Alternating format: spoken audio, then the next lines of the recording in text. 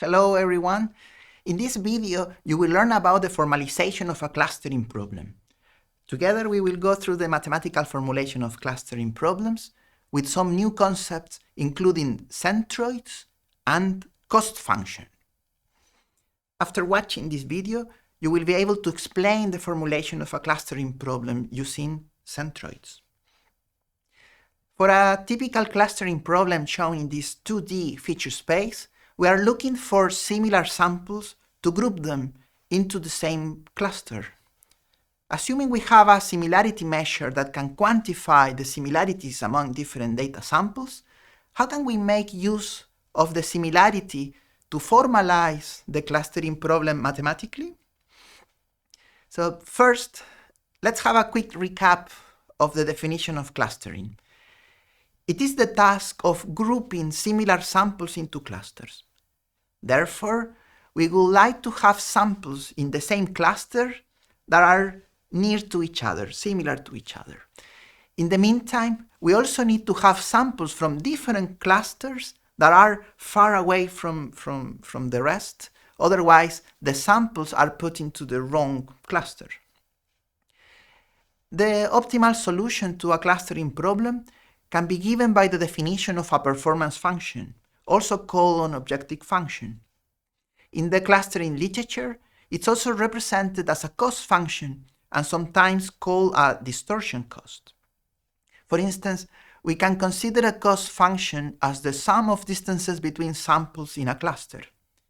We can also consider the largest distance between samples that belong to a cluster, which is a sort of estimation of the diameter of the cluster.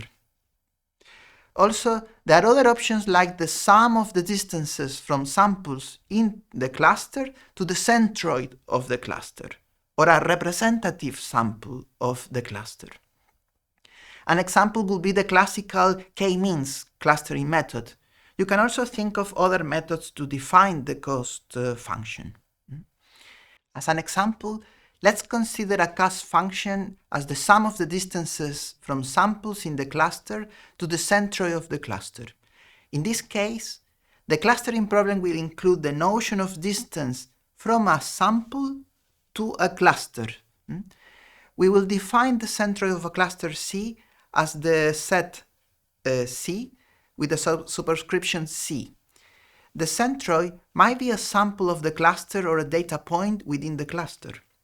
For a cluster C, the cost function will be defined as the sum of the distances between samples and centroids, considering only the samples belonging to the cluster.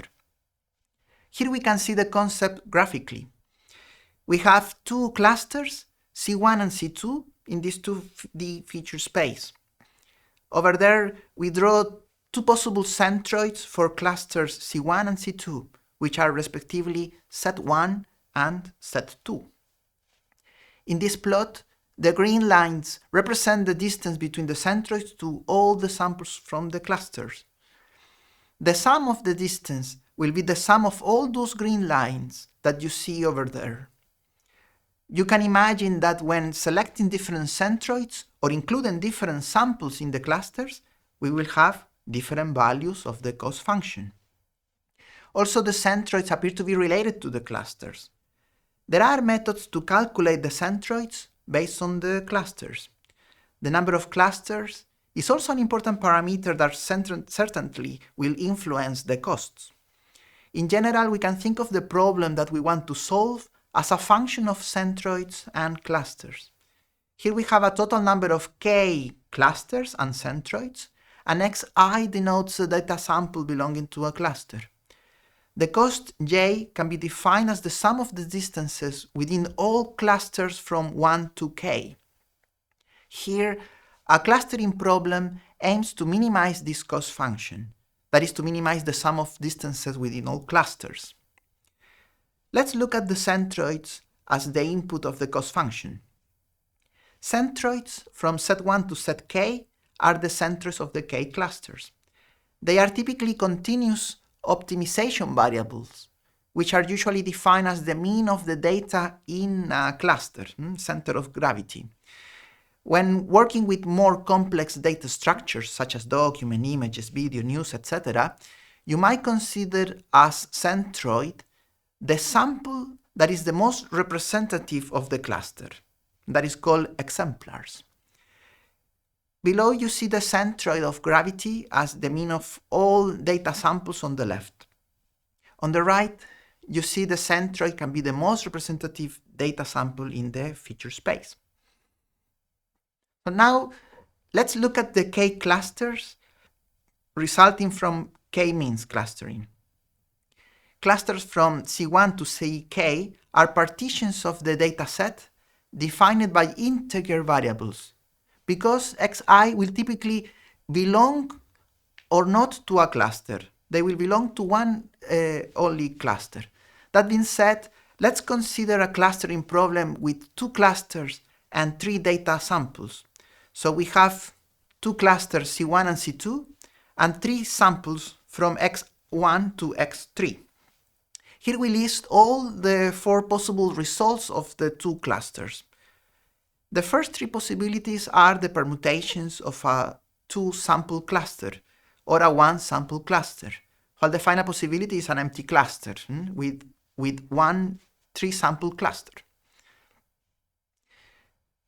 In this video, we learned 2 definitions that are important for the formulation of clustering, which are centroids and cost functions. We formalized the problem of centroid-based clustering and as solving an optimization problem, which aims to minimize the total within cluster distances of all clusters. Finally, it is important to use a measure of similarity of dissimilarity to formalize the clustering problem.